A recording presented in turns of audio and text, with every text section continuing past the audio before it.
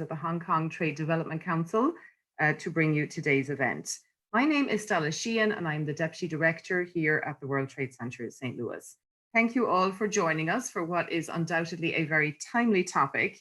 I think with the possible exception of the handover back in 1997, I don't recall a time when Hong Kong was hitting the headlines quite as much as it is these days. So we're very much looking forward to today's event. So just a few housekeeping rules before we begin. You will be muted for the duration of the presentation. However, if you wish to ask questions, please do so via the Q&A button at the bottom of your screens, and we will do our best to get to as many of those questions as we can following the formal presentation. It is now my great pleasure to introduce our Executive Director, Mr. Tim Nowak. Tim has led the World Trade Center since 2007, bringing years of international business experience in Africa, Asia Pacific, Europe, the Middle East, and South America. He is a 2014 Eisenhower Fellow and a proud Mizzou grad. And I know he joins me and our entire team in welcoming our friends at the Hong Kong Trade Development Council today. Over to you, Tim. Hey, Stella, thank you so much. Yeah, as you were reading through that, in fact, when I was on my Eisenhower Fellowship back in 2014, I actually spent some time in Hong Kong and spent some time with a representative from one of our global companies, Emerson, that operates in and with Hong Kong. We actually, our guest speaker here today, Winchell Chung, Winchell is very familiar to many of us. He's a good friend of the World Trade Center St. Louis, and in fact, with Bridget Lee, another good friend of ours based in Chicago.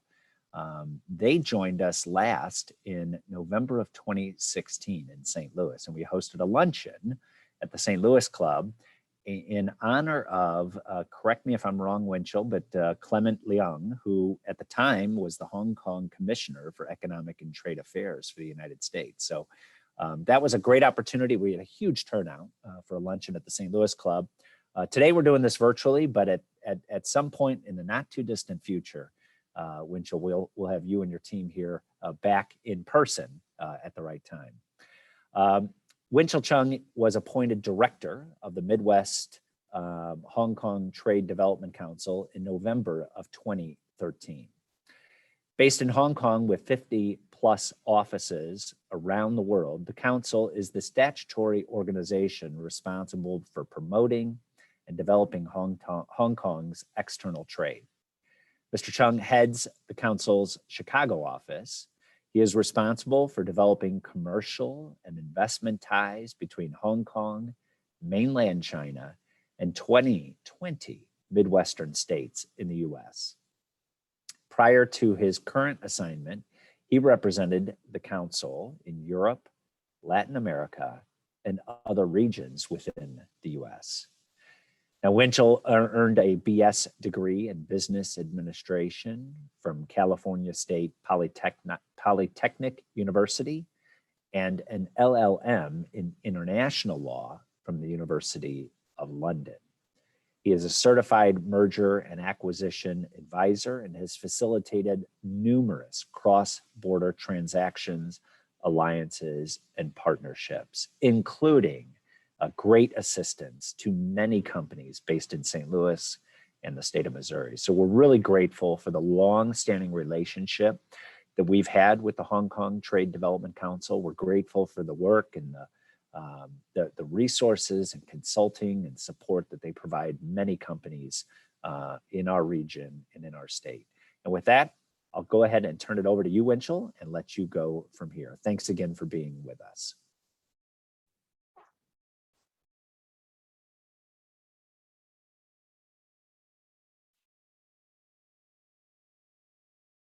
Okay.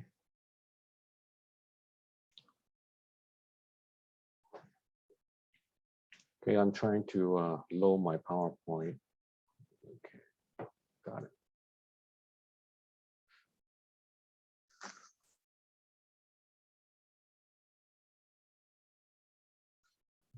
Oops, I should.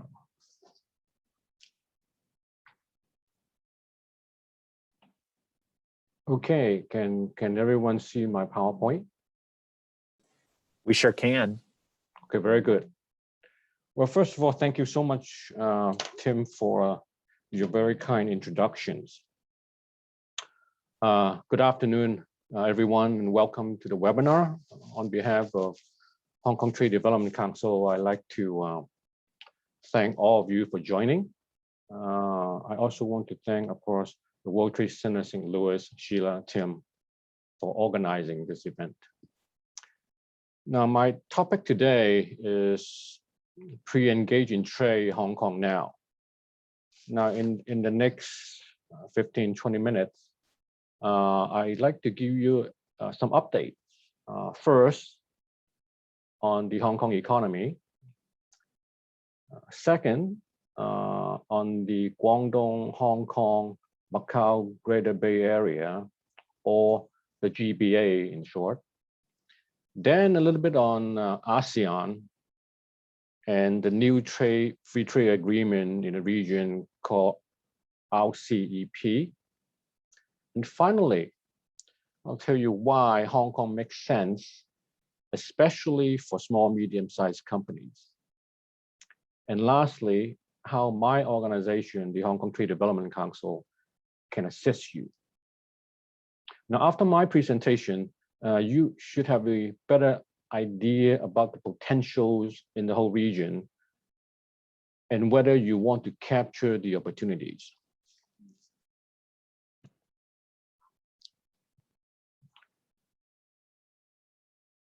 Now, in the last few years, Hong Kong has been quite challenging.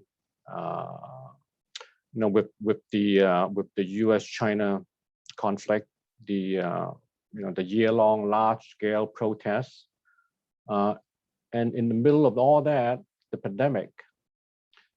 So Hong Kong's economy shrunk by over 6% last year.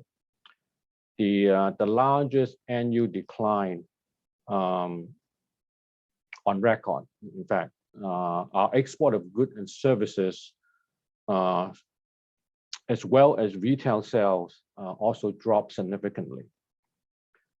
We used to welcome 50+ tourists every year before the pandemic, but now it's all gone. So imagine that our hospitality industry really suffered quite a bit. But one piece of good news is that now, if you are fully vaccinated, you only need to be quarantined in Hong Kong for 1 week instead of 2, starting from the end of this month. Now, only a few months ago, you need to be quarantined for 3 weeks if you travel to Hong Kong in a hotel. So we are all very excited about it, especially for Hong Kong residents abroad. Now we are seeing a rebound of the Hong Kong economy. We started the year with solid growth.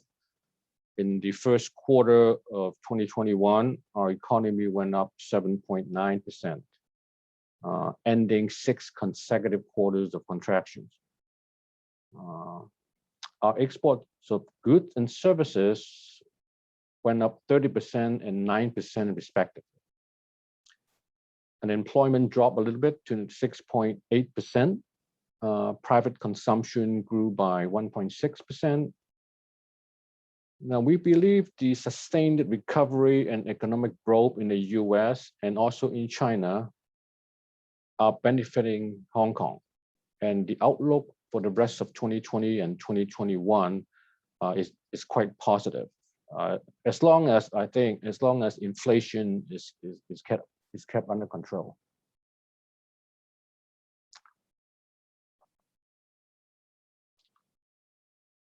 Now I want to talk a little bit about the Guangdong, Hong Kong, Macau, Greater Bay Area, GBA. Now this is a major initiative in China's development. But I think more importantly, I believe this creates a lot of new opportunities for a US company. The GBA has the most intensive cluster of ports and airports in the world, and you can see where Hong Kong is, right on the doorstep. a huge market with over 70 million people, more than UK and France, and an economy of 1.6 trillion, about the same size as Canada, Russia, or South Korea. It is the 11th largest economy if it were a separate country. By the way, the IMF just raised China's GDP growth forecast to 8.4% this year. And the country recently became the world's largest retail market. So this is certainly good news, especially for US exporters and manufacturers.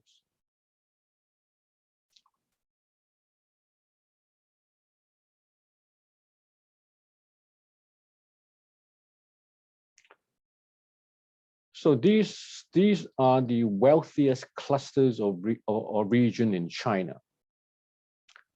Now in the north, you have the Beijing-Tianjin area. In the middle, you have the Yangtze River Delta, where Shanghai is located. And then, of course, in the south, where Hong Kong is located, is the Greater Bay Area.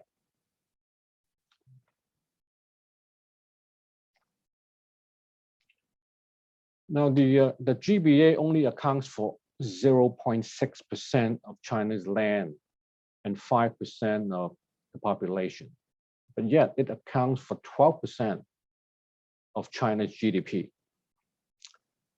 The average GDP per capita in GBA is more than double China's average. So that gives you a sense of how important this region, the GBA region, is.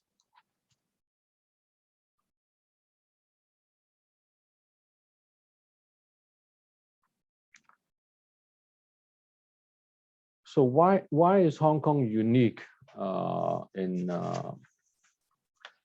the Greater Bay Area? So what advantage can Hong Kong offer that other GBA city cannot? Well, first of all, it's the most market-driven economy. It's ranked freest country, the world's freest country for 25, 26 years.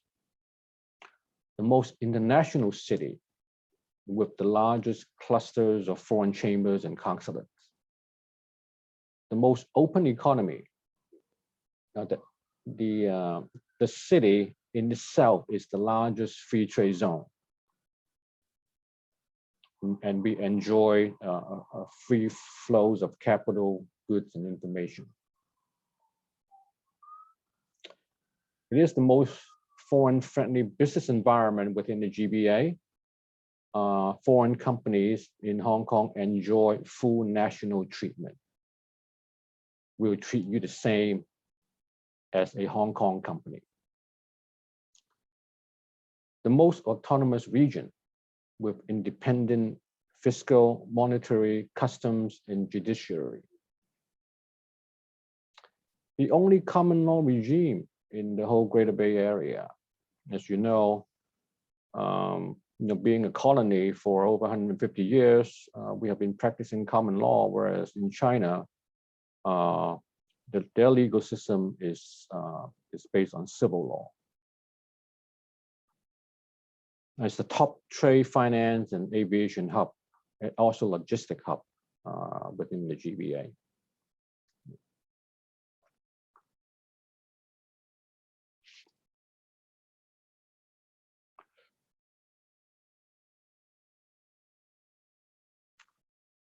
Now,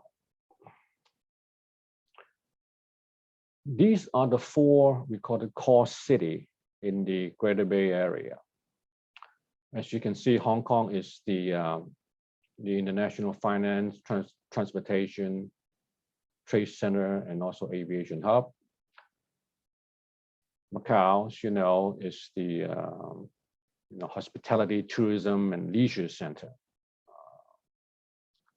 Called the Las Vegas of Asia. Shenzhen, in fact, is called the Silicon Valley of China. is really a hub for innovation and creativities. In Guangzhou is a core national city, is quite industrialized, is the industry center of the South.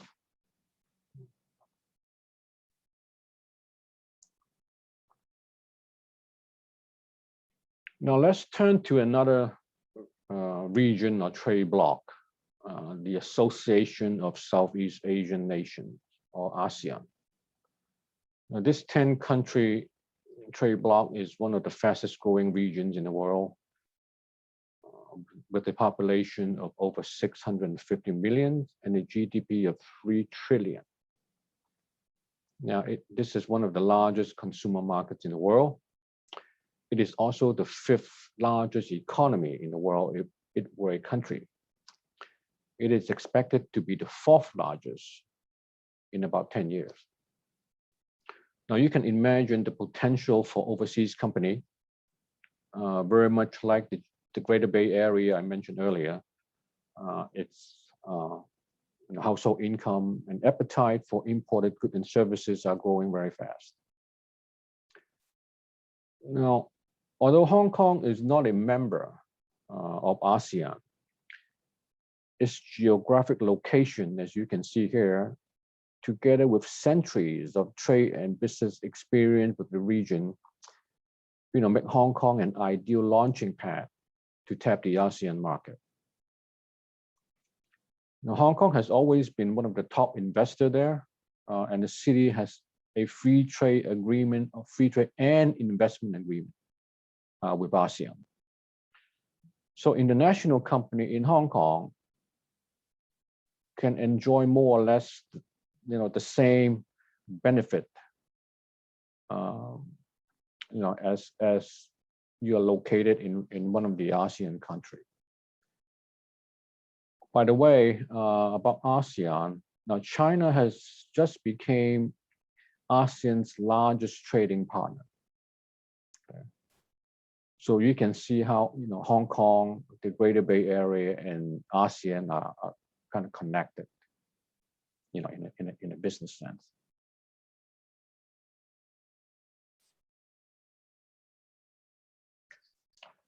Now this is the latest IMF forecast for the ASEAN economy. Okay. Now you can see, the Philippines, Malaysia, Vietnam are leading the way.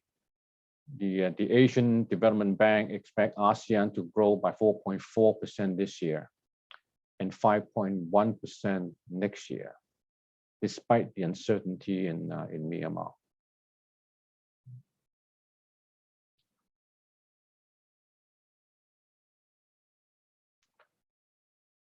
Now the last trade bloc I like to highlight is the Regional Comprehensive Economic Cooperation, or RCEP. Now, as you may know, international trade is the backbone of the Hong Kong economy. And the city is the largest free trade area in the world. Any free trade deal around the world benefit us. That's why we really welcome this new free trade agreement signed in Vietnam in November last year, after 8 years of negotiation. In fact, Hong Kong is currently looking into becoming a member of RCEP. So RCEP is the largest free trade deal in the world, with 2.3 billion people and 26 trillion GDP. It represents about 1/3 of global population and 1/3 of global economy.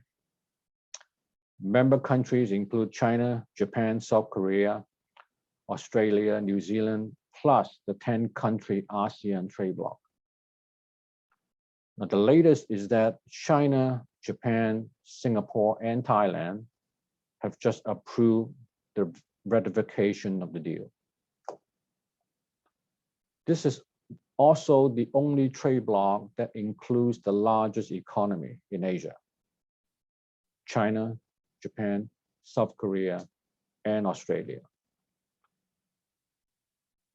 This agreement consists of many very diverse countries, rich and poor, large and small, different cultures and religions background.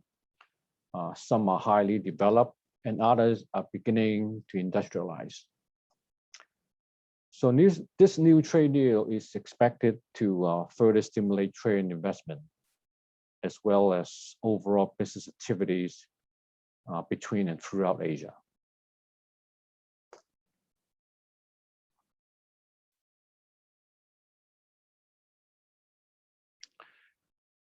So under one country, two system, Hong Kong can have our own free trade agreement with many economies, including what you can see here, including free trade agreement with our motherland, mainland China, free trade agreement with Macau, with ASEAN, with Australia, New Zealand, Chile, and also EFTA, we stand for European Free Trade Association.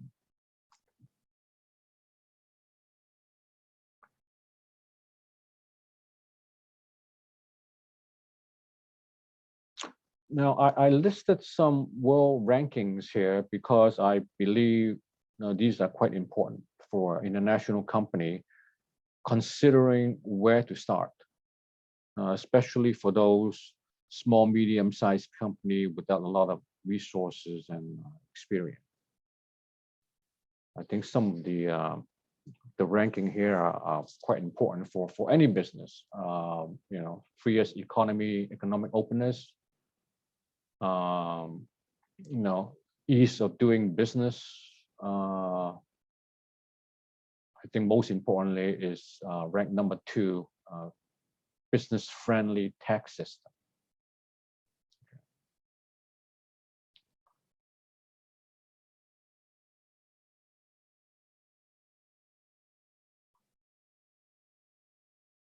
Now, our mission at the Hong Kong Trade Development Council is to help you do more business with Asia through our event and services. And many of them are free of charge.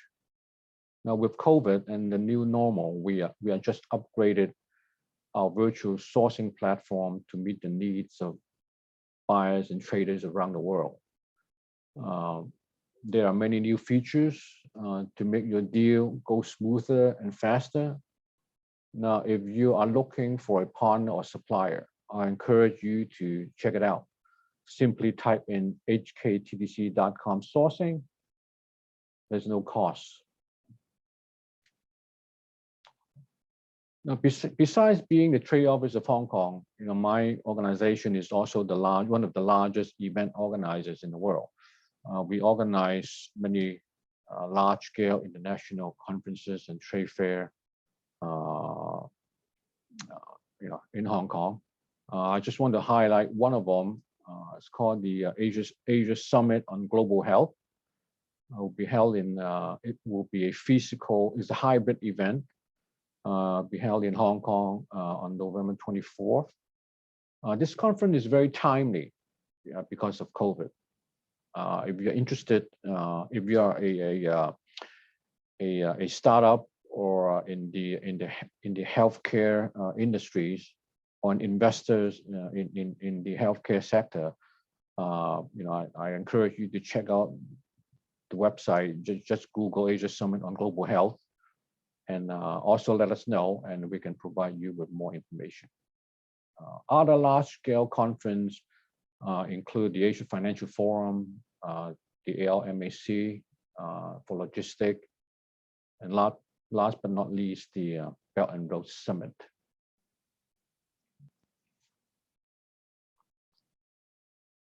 Now, for those who are interested in selling or sourcing, from to Asia, or sourcing from Asia, our trade fair, some of them are largest in Asia or in the world. It will be an ideal platform for you So if you are in the consumer product category, please contact us, and then we can send you a free admission pass to this event. So what do I do next? First of all, I would encourage you to visit our website, hktdc.com, to update yourself on our services, on our events, what's happening in that particular market you're interested in, latest market intelligence in Hong Kong, China, also other parts of Asia. Now, of course, depending on your experience and resources, you may consider finding a partner in Hong Kong, or joining one of our conferences and trade fair. And last but not least, you may consider setting up an entity in Hong Kong, to facilitate your transactions. Any of these action, we can certainly give you assistance. Let us know your products and services or ideas, and we can go from there. So thank you very much.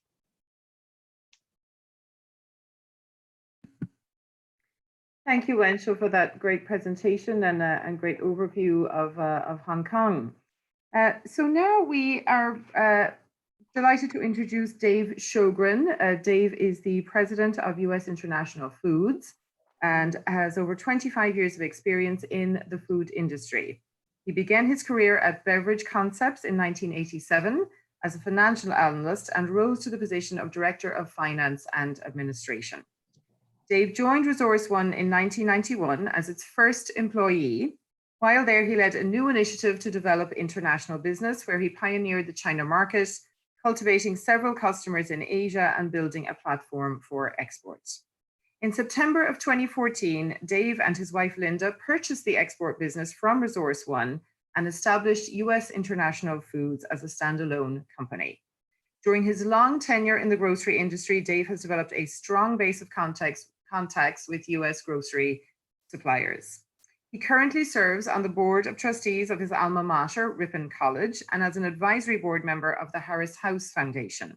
He also holds an MBA from Washington University in St. Louis. In January of 2014, Dave was appointed by the US Secretary of Commerce to serve on the Missouri District Export Council. Dave and US International Foods have won numerous awards for their export efforts, including Global Pioneer of the Year by the St. Louis Regional International Partnership. And we should also add, they were among the winners of the World Trade Center's export competition, the St. Louis Export Accelerator, back in 2016. So we are delighted that you could join us today, Dave. Thank you. Thank you for having me. Absolutely. So let's begin by asking you perhaps to give us a brief overview of your own experience in Hong Kong. So we've been selling into Hong Kong for... I'm sorry, Dave, I don't think we don't see your video yet. Okay, there we go. All right, perfect. Thanks. So I've been selling into Hong Kong for the last, probably 5 or 6 years to a variety of customers, importers, and retailers. Our business, we specialize in food and beverage, grocery products. So we sell to supermarket chains or distributors that sell to supermarkets. And, compared to other markets that we export to in Asia, Hong Kong is very easy. The regulations are easy. The labeling is easy. Most of the products can enter duty-free. They can clear customs usually in a day instead of a week or a month. So in terms of speed to market and ease of market entry, Hong Kong is a fantastic place to do business. It's also very, very American friendly. As a former British, colony, most people speak English. So it's easy to communicate. There's a fantastic transportation system there, so it's very easy to get around on the subway, by taxi, using Uber. You know, all those things are there. So it's a fun place to visit. Most importantly, right? Yes, indeed. Absolutely. Great. All right, Wenchel, if we can ask you to come back on screen as well, and we'll dive into some questions here. All right. So I know that many global companies have benefited from the one country, two systems concept and the traditionally open and transparent nature of doing business in Hong Kong. With greater influence being applied from mainland China, what advice would you have for US businesses, large and small, going forward in basing their Asia operations in Hong Kong? And we'll start with you, Wenchel. Now, you mentioned one country, two system. So first of all, it is still very much intact. You know, referring to all the world ranking listed earlier, those are Hong Kong's ranking. Those are not China's ranking. Hong Kong resident as well as, of course, international companies still enjoy a very high level of freedom. Give me an example. You know, as a Hong Kong resident, Hong Kong passport holders, you know, we can travel to some 130, 140 countries, including EU visa-free. Now, that's certainly not the case for a Chinese passport holder. And at the same time, the same number of countries can visit Hong Kong also visa-free. Sheila, if you come to Hong Kong or any US company go to Hong Kong, you know, you can stay in Hong Kong visa-free for 90 days. Whereas if you want to go to China, then you will need to apply for a visa. So my advice to US company is, I mean, at the end of the day, is really a business decision to be in Hong Kong or to be in any part of Asia, right? So, and it is a business decision, and most company, I would say most company follow where the money is. So, so I guess for those for those companies who are already in Hong Kong, I think they will benefit from all the development I mentioned earlier. And for those who are looking into setting up some type of operation or partnership or any alliances, and of course, depending on your resources and experience, Hong Kong can make some sense. Great, thank you. And a question for you, Dave. As a commercial business with experience operating in Hong Kong, what changes, if any, have you experienced of late? Of late, well, for us, it's been pretty much business as usual. Since we're in the food and grocery sector, the supermarket business, during the pandemic, supermarket sales have increased while restaurant sales have decreased because people are staying at home, cooking more, staying in. So that's been good for our business. Demand has been strong. So the last year has been good for us. And no significant changes in clearing customs or those transportation has been fine. All those things. The people, the companies are still doing business as usual. All right, great. Okay, and just a reminder, if you would like to ask a question, please do so via the Q&A button at the bottom of your screen. A question from Betsy. You showed an increase in Hong Kong exports. I guess this is directed at you, Wenchel. What are the top few export categories and the top import categories? And what would you like to see imported from the US? In fact, I have been working with a lot of US manufacturers, exporters in many products category. Mainly, I see a demand in American made product, especially in the food and beverage sector. And I have been the last, since I came to Chicago a few years ago, I have been working with a lot of food and beverage companies, especially in the Midwest. And I'm dealing with a lot of Midwest distiller. There's a growing demand of spirits and cocktail products in Asia. And also, other than that, also environmental product, technological products. I'm also working with quite a bit of startups in the Midwest. They are interested in having a partnership with a Hong Kong startup, either for capital raising or trying to get into the market. Okay, thank you. And as far as I think your second question was import, right? What are the more popular product coming from Hong Kong to the Midwest? Now, of course, for Hong Kong, many of our largest customers are in the Midwest. First and foremost, Walmart. We have Target, Best Buy, Macy's, Kohl's. They're all in the Midwest. So they are our regular customers.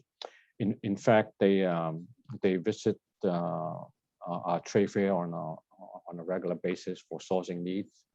So I guess from the import side, even with the trade war, I think the import of consumer products and also certain industrial products to the U.S. Has not come down. All right, thank you. And Dave, on your end, I guess Wenchel already alluded to the food and beverage. Is there a correlation there between what Wenchel is saying and what you're seeing being in the food and beverage industry, I guess? Yeah, definitely. And, it's interesting to note that because Hong Kong is a small, highly urbanized area, they don't, there's not a lot of farms there. They import, Hong Kong imports 95% of its food. So, the U.S. has a nice market share of that. Of course, a lot comes in from mainland China or other countries around Asia or Europe or the Asia Pacific region. I have a list of from the USDA of the top 10 consumer-oriented, agricultural categories that are imported in Hong Kong. It's fresh fruit. You think of like apples from Washington or cherries from the West Coast, those kind of things. Seafood, beef. U.S. They love U.S. beef. Dairy products like cheese or milk or yogurt. I've seen in the stores. I've seen milk, fresh milk from the U.S. that's flown in because there's not a local dairy industry. Prepared foods, that would be kind of the space that my company operates in with snacks and cereals and things like that. Pork products. Pork is the most in the Hong Kong Chinese market. Pork is the favored protein. Poultry, wine and beer, tree nuts, distilled spirits would be number 10. All right, great, thank you. So maybe this one might actually be for you as well, Dave. I understand there continue to be many cargo containers lined up at ports like Los Angeles. How should planning include timing for this?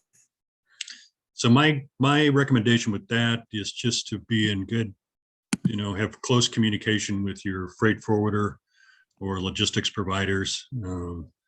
What we've seen is that transit times are a bit longer, so it might add 2 weeks or 3 weeks to a normal shipping time just to get a container booking. When the pandemic hit, for the average American, the global ocean shipping network, isn't visible the way that the American airline industry is visible. But similar things happened to the ocean network as it did to the airline industry. Flights were canceled, planes were grounded, and there wasn't, demand was soft for a while, and so similar things happened in the shipping business. Ship lines took vessels out of service, they canceled sailings, and eventually things picked up again, but by then, like the whole global supply chain system was out of balance. So now you had ship lines playing catch up.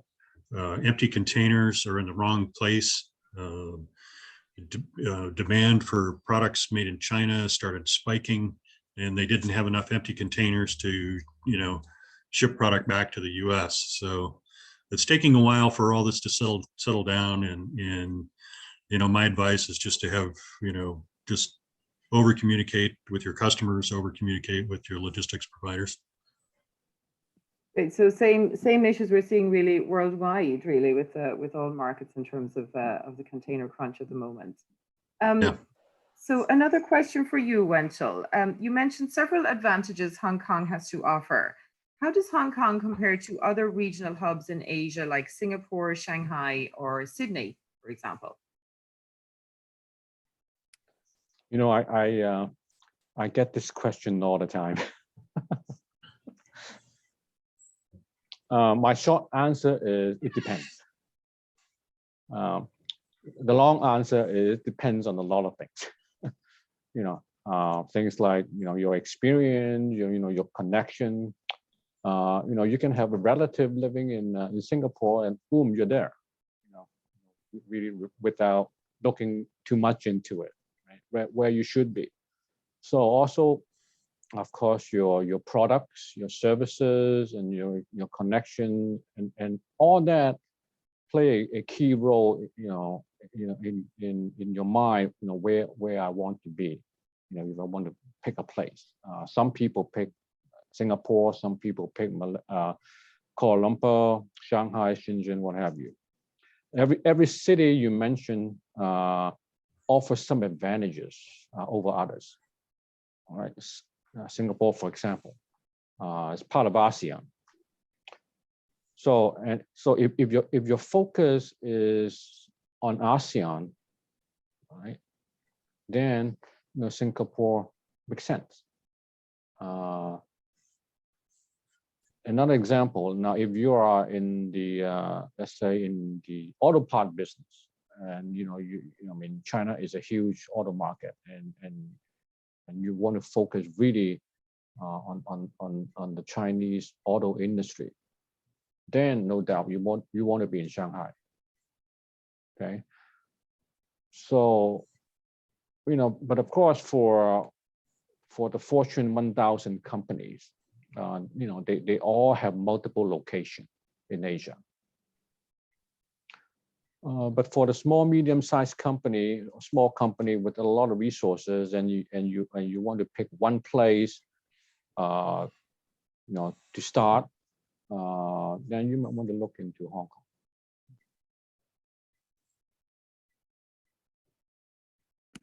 All right, thank you.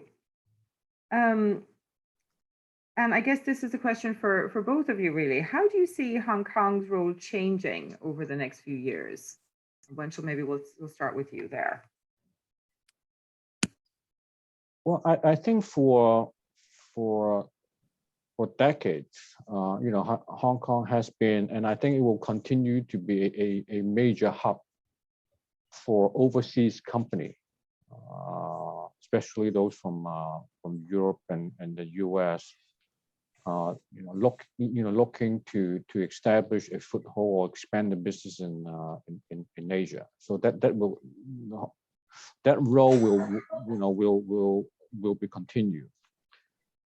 but at the same time, in the last 10 years or so, we see more and more mainland Chinese company coming to Hong Kong, using Hong Kong as a hub for them to expand their business internationally.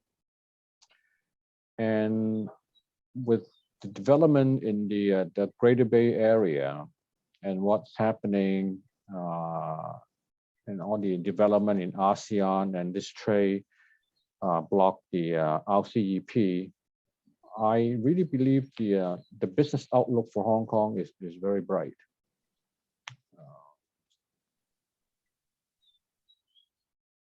Dave? Yeah, I think the other thing I would point out is that U.S. companies can use Hong Kong as a gateway to southern China, or to the region. If you were going to base a person in Asia, Hong Kong is a nice central location with a great airport. In a 2-hour flight, you can hit 10 or 11 different countries.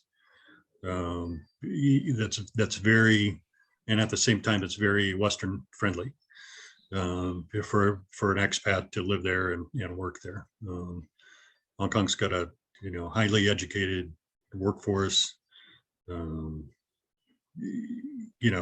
that want to work. So it's would be a great place to open a branch office or an Asian headquarter type of thing. There's a lot of trade that flows back and forth between Hong Kong and the mainland China, like in the grocery business. A lot of stuff enters Hong Kong and then is transshipped to China, and vice versa. All right, thank you. Oh, go ahead, Winchell. Yeah, I just want to add, as I mentioned earlier, Hong Kong is a free port. So the advantage is that, you export certain things to Hong Kong, right? It's duty free. Now that particular product might be for China or for Singapore.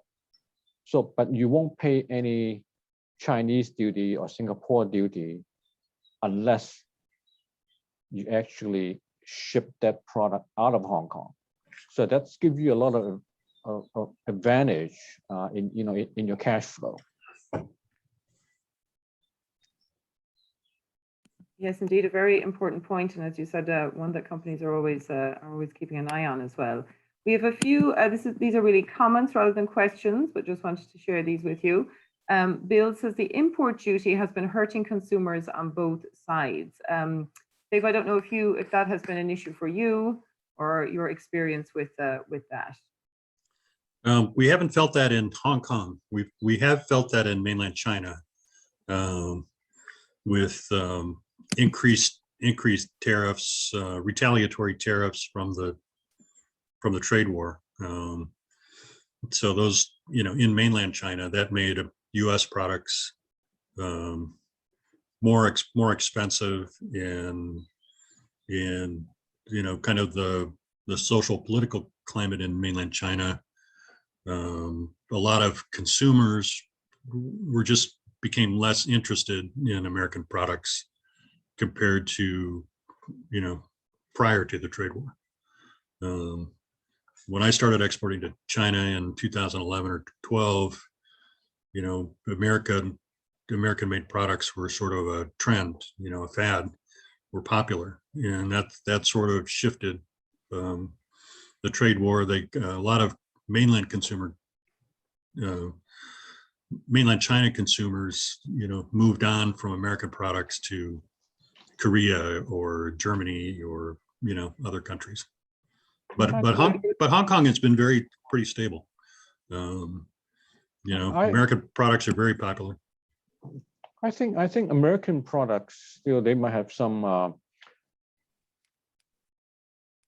resentment on what's happening between US and China, but all in all, I think American products still has to be the top priority. Look at Apple, look at Tesla. I mean, in Hong Kong, the retail price, between a Tesla and a local EV maker is tremendous. You're talking about $30,000-$40,000 US dollars, and an Apple is several $100s. But still, American products are very, are popular in general. And look at all the American fast food chain in China. It can easily outcompete any fast food chain from Asia and Europe. Very good. All right. So again, these are two more kind of comments here from Peter. Container shipping costs are so high for now. We've kind of alluded to that already, I think. And a comment from Bill that the LA port and other Western ports need to hire more people to ease up the congestion. So those are points that are true of many other markets as well around the globe. And of course, workforce is an issue everywhere at the moment, it seems. If you had to give your top 3 pieces of advice, so for companies that are maybe looking towards Hong Kong now at the moment with the present, with the geopolitical issues that of course we hear a lot about in our media here, what would be your top 3 pieces of advice for small to medium-sized companies thinking about the Hong Kong market right now? Wenchel, maybe we'll start with you on that. Of course, is you have to do your due diligence, do your homework. Make sure your product or services has a market first of all. There are also many resources. Let's say in company in St. Louis. I think the World Trade Center can certainly help navigate, give them assistance.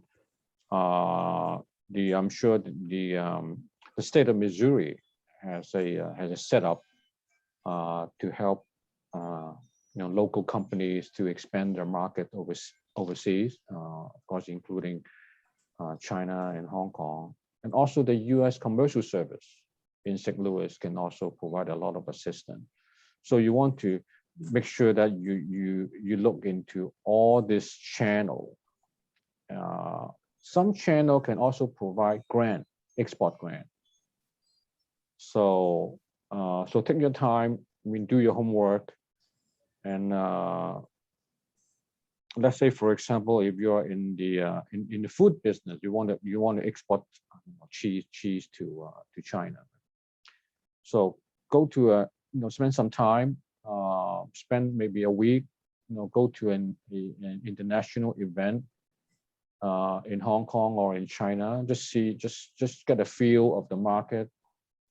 So that should give you a very good idea as to whether you really want to spend your time and money to go after it. Great, thank you. And I know I speak for all of our colleagues at the Department of Commerce and at the Missouri DED as well when we say thank you for the plug. Yes, we can certainly help customers navigate that if that is something that's of interest. Dave, for you, your top 3 pieces of advice as someone who is actively working in the market at the moment. So I would echo a lot of the things Winchell said. Leverage these resources that are available. In the food and agriculture world, besides the Commerce Department, there's the USDA, U.S. Department of Agriculture, has a parallel organization called the Foreign Agricultural Service, with offices around the globe. Basically any place that there's an embassy or a consulate has an agricultural attaché. They have marketing specialists whose only job is to help U.S. countries enter that market. And the local staff, like one of the things we do is we network a lot with those people in our target markets. And the local staff are, they get to know the buyers, they get to know the customers, and they can help, help you visit the market, see stores. Like in our case, we go around and see a lot of supermarkets. Introduce you, set up meetings, help you with the compliance issues of entering a new market. So they're a tremendous resource. And at the state level as well, the Missouri Department of Agriculture, provides a lot of assistance. And so I would use those resources. The second thing I would do is I would don't wait. Maybe let the pandemic settle down a little more, so you can enter the market. To visit the country, visit the market without a long quarantine. But there's you don't have anything to lose by just buying a plane ticket and going there, looking around, visiting the consulate in Hong Kong to talk to the commercial service people or the ag people, to give you an introduction to the market, maybe visit some customers, attend a trade show. The sooner you do that, the sooner you can get going. And I would say don't wait, because in Asia, the market moves quickly. Things change faster than they do in the US. So don't wait. Use your resources, and I don't know. I can't think of a third one. I think you've given us lots of advice up till now, Dave. Definitely that due diligence always important for any market, really, especially a new one, and of course visiting when one can, for sure. And as Dave alluded to as well, there are resources out there to help you, and we can certainly help you navigate the plethora of resources available, including grants to visit and maybe to make changes to your website, your marketing materials. There are some grants available for that as well. So don't hesitate to reach out to us. Well, we were almost at the top of the hour, so it just remains for me to thank you both so much for that presentation. Some great advice in there, and a great look into things to come in Hong Kong as well. And we want to thank you both for joining us, and to our audience, thank you as well for tuning in and sharing your lunchtime hour with us. We are taking a little bit of a break in the Re-engage in Trade series over the summer, realizing that people are very anxious to get out and maybe vacationing over the summer months here. So we will reconvene in the fall with the Re-engage in Trade series again. However, please do remember that our annual event, Growing Global, is on in September. It will be virtual this year. It's on Friday, September 24th, and it promises to be one not to miss. We've got some exciting news to share, which will be hitting your inboxes here fairly soon. So keep an eye out for that. And thanks again for joining us today. Enjoy your summer. Enjoy the chance to get out and about safely, of course, and take care. Thank you. Thank you. Thank you. Thanks so much. Bye.